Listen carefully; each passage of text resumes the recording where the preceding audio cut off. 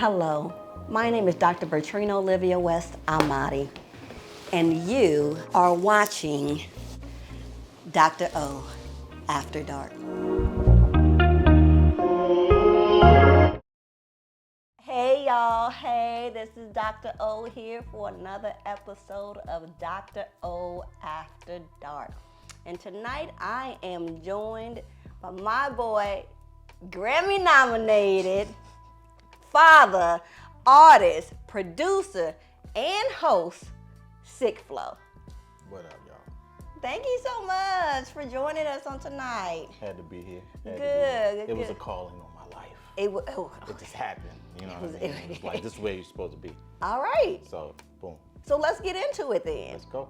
All right, so we're going to talk a whole lot about what you're doing and who you are and what you got going on and letting everybody know. And we're going to get into how all that ties into just everyday mental health. Gotcha. And how you're doing, with that and you're influenced by that and or not, okay?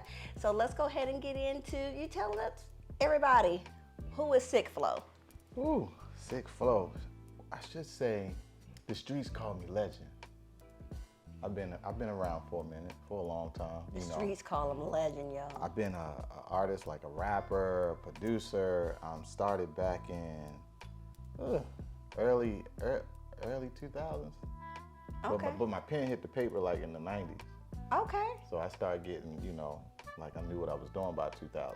All right. So are you originally from Baltimore. You're originally from Baltimore. Okay. Yeah. When did you relocate out 96, 97. 96, 90. Okay. So you started your music kind of career and things like that Baltimore. in Baltimore, and then Got to practice there. Came down here. That's when kind of like the battle rap scene was just kind of like developing. Mm-hmm. So I kind of got a taste of it early before it got advanced the way it is right now. Okay. So I was coming down here doing competitions. Okay. And I would, get to another level, go back home, got to come back for semifinals, back and forth. Okay. Then I wind up being here, staying here, Okay. because my kid's mom, she moved here with the kids. So I wasn't going, I had to be where my boys were. Okay. How old are your boys? Shoot, y'all really want to know how old my boys are? My boys older than my oldest is 31 now.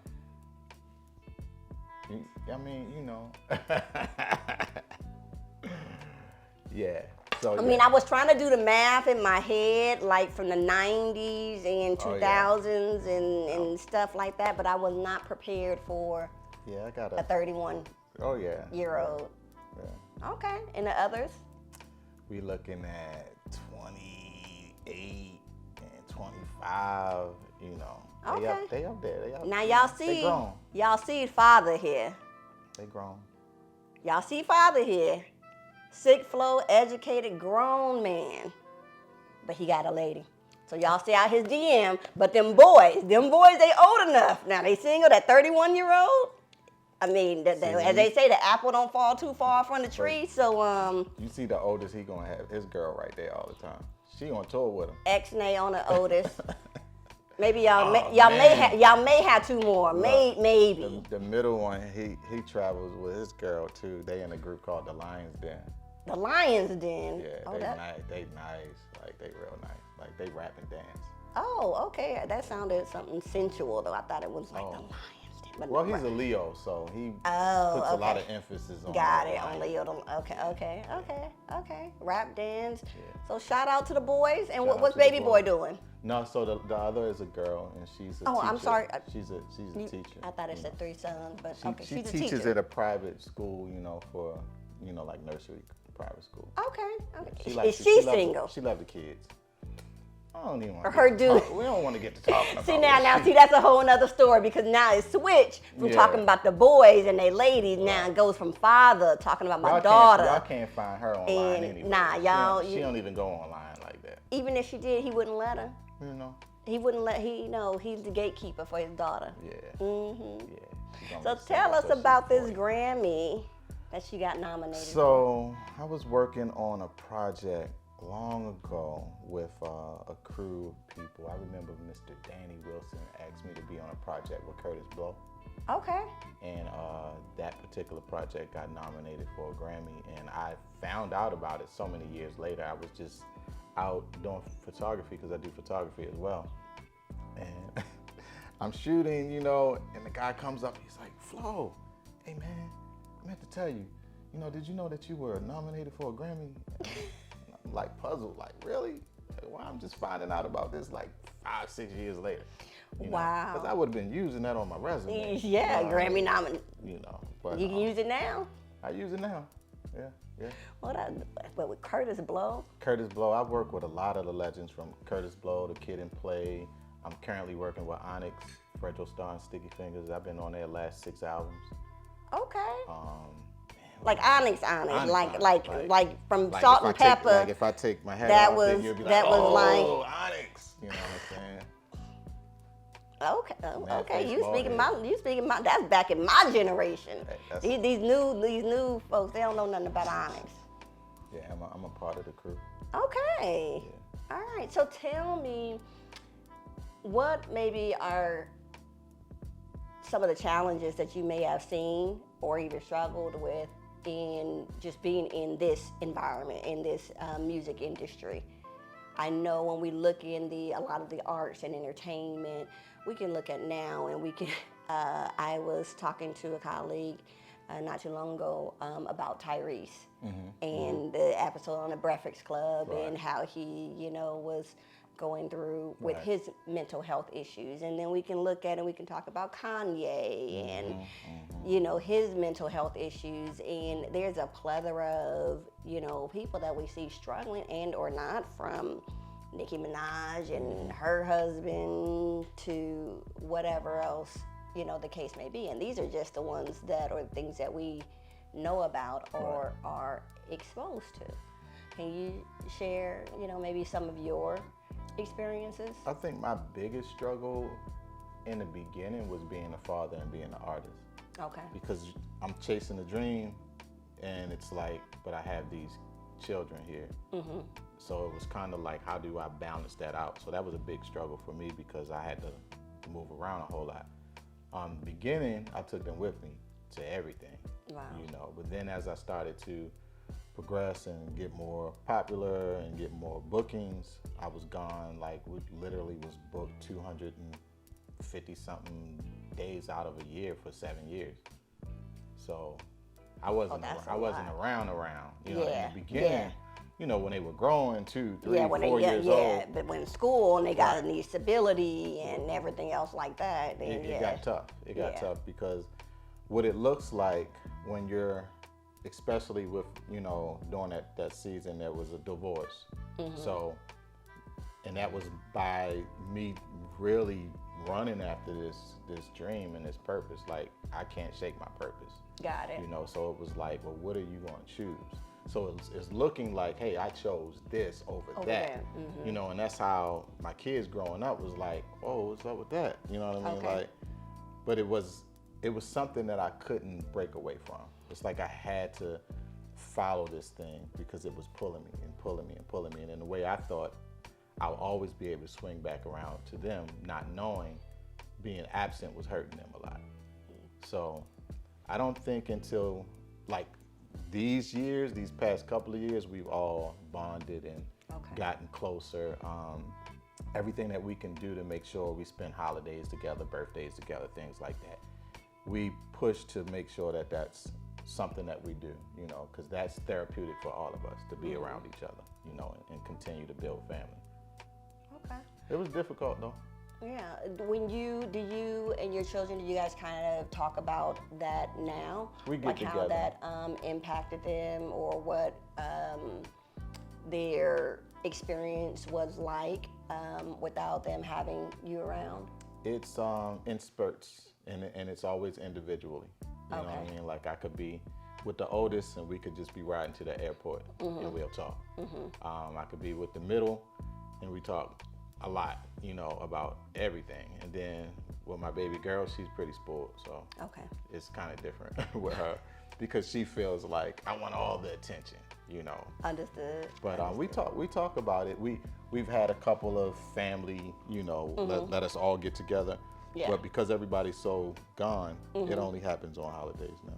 Okay. Well, I asked because what we talk about and what we deal a lot with is what's considered as developmental trauma.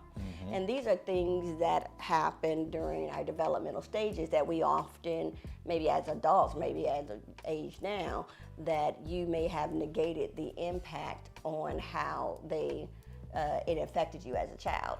So when I hear the divorce and I hear that you wasn't around, so what those signify to me coming from your children is a sense of maybe abandonment, feeling unloved, and all these things when they happen in a child, it kind of freezes them at that point and can impact them throughout the remainder of their lives unless they address those things. Can that be something that you can say that you guys have discussed or talked about or have experienced? Well, because of our professions, like because my boys are in music as well.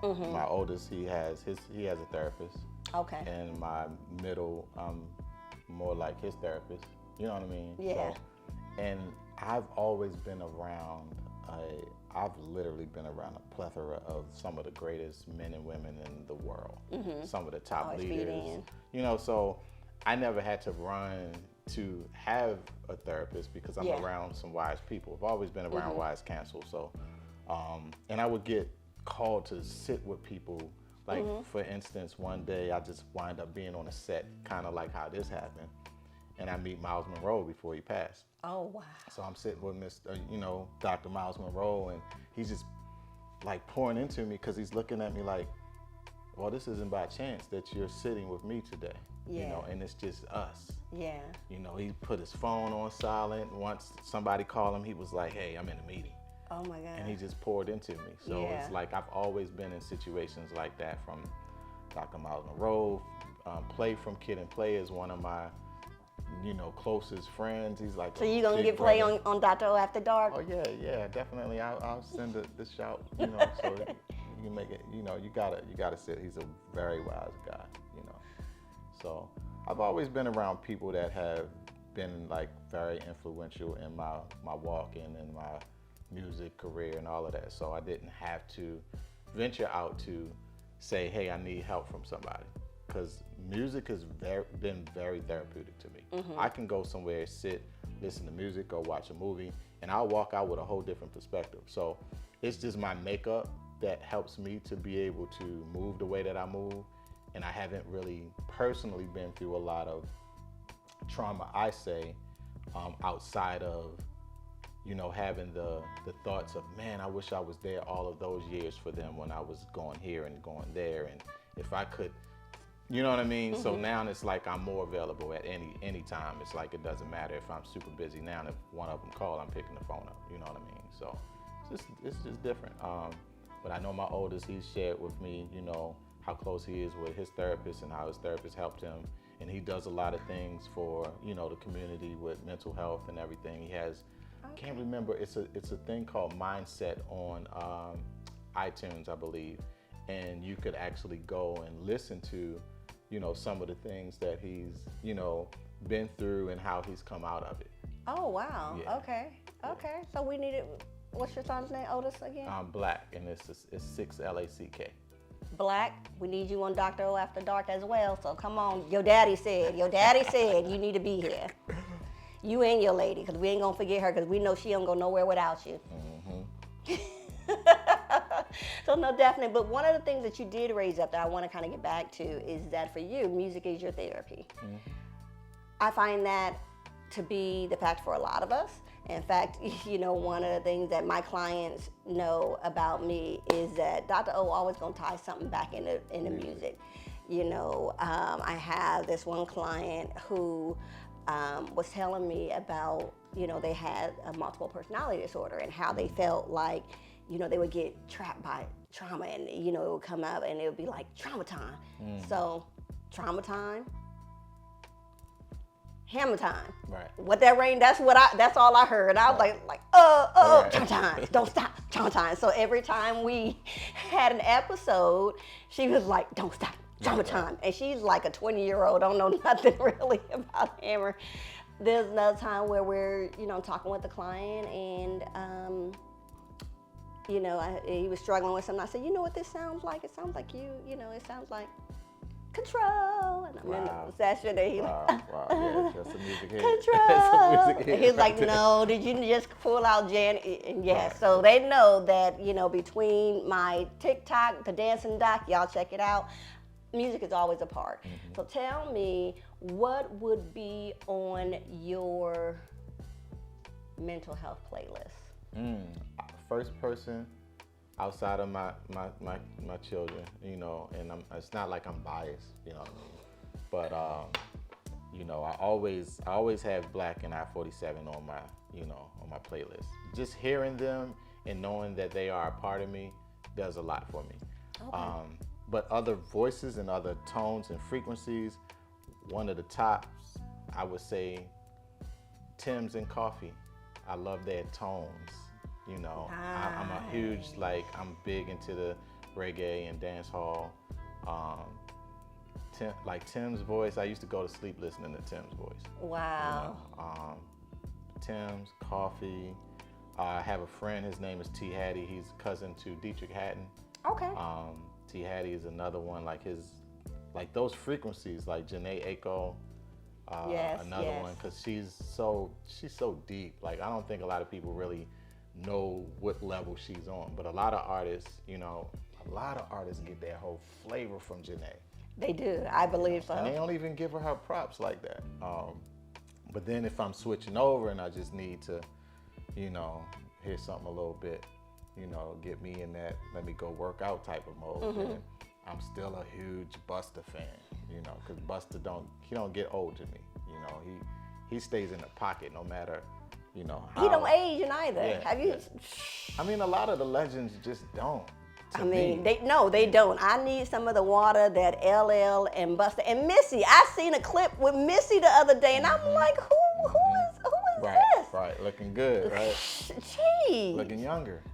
Yes, it's reversing. Yeah. It's crazy, and to see them actually also coming back out Right. with music, it is about time because the new age is you know. I'm still. It's about to be balanced, I believe.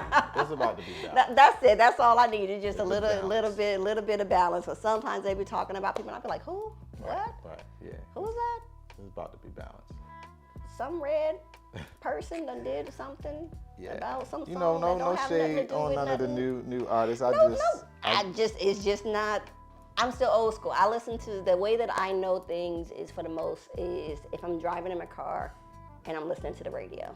Okay. So all the other stuff that kind of come out when they're like, oh, and I'm like, no, that they hear from iTunes, Spotify, this, that, underground, until it comes onto the radio, mainstream. I'll be like, no, I don't know. Do you know about this person, that person? I'll Google. Oh, okay. Right. But that's we in a semi. I don't want to say semi. We in a ratchet era. Yeah, there's no semi to it. Right. We in a ratchet era. But there's a time and place for that. Because sometimes, you know, get a little bit ratchet, The industry works in a certain way, you know, when it comes to what they want the public to hear. It's a program, you know. We definitely live in a matrix, you know. So they're gonna push what they want people to hear, even whether if it's good or not, they're gonna push it, you know. Absolutely. So one thing that I always ask my clients when they're going through is that fuck 'em playlist.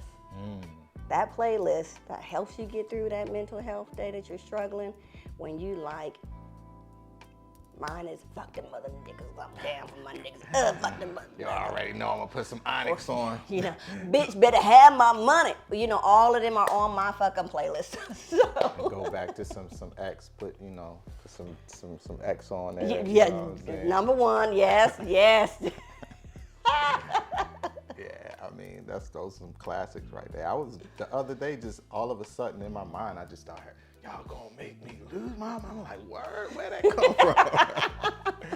You know, that X spirit still flying around here. When you listen, for me, because when that song came out, I was younger, and now as an older adult in my 40s, and I hear it and going through some things in life, I'm like, man, where that X at? Right. where that X? Because y'all about to make me lose my mind. That's real. That's real. Well, it has been such a pleasure having you on today. What do you want to close out? Anybody or anything you want to say to end us out? Let's see. First, I'm honored.